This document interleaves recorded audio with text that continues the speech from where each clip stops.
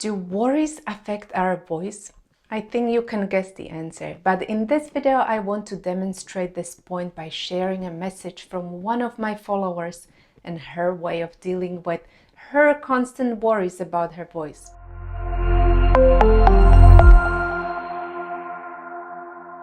My name is Katarina. I am the founder of Vocal Freedom System for the speaking voice, where I help people reduce tension, strain, or even pain when speaking and get them back to speaking with a strong voice that lasts. In this video, I'm going to share a message from someone who has been dealing with muscle tension dysphonia.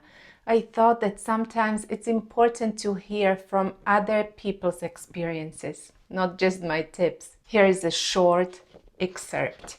Here is some advice and thoughts from a fellow MTD, muscle tension dysphonia sufferer, who is finally coming out the other side after several years of recovery. I am a singer and my MTD came on gradually.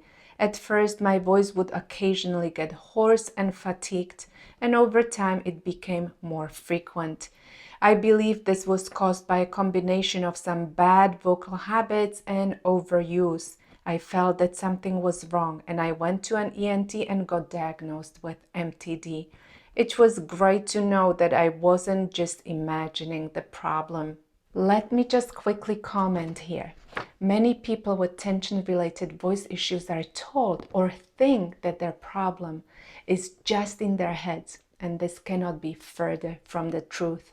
But knowing I had MTD ended up hugely escalating the problem because I was constantly worrying about it.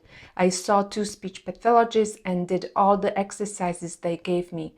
I quit my job to take time to heal. I did daily meditation, yoga, speech exercises, eucalyptus steaming and massage. I was being so diligent, but I was stressed about my voice every single day.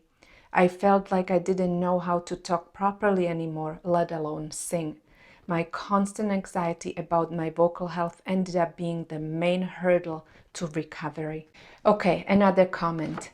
MTD is not just a physical problem. Actually, many voice issues, if not all, have an emotional part, and if we don't address it, we are not addressing the whole problem.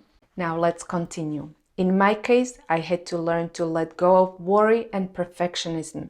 I had to learn to be okay if my voice was fatigued. I had to learn to be okay if my singing voice didn't sound as good as I wanted it to. I had to learn to be okay if my throat felt a bit tense. It was very difficult. I've only felt this shift in mindset in the past 6 months, but already my voice is a lot better. The less I cared about how I sounded, the better it got. Thank you for this message. It's so valuable to hear these words from someone who has gone through this situation.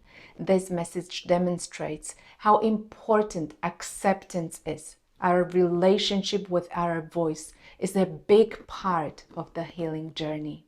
Thoughts and emotions are one factor affecting the voice, but there are more factors to be considered when dealing with complex vocal issues like muscle tension dysphonia. If you want access to a resource with various factors affecting the voice, click this link or a link below this video to get it. If you found this video helpful, click the like button and subscribe to my channel to stay in touch, and check out my other videos right here below. I hope to see you soon. Bye.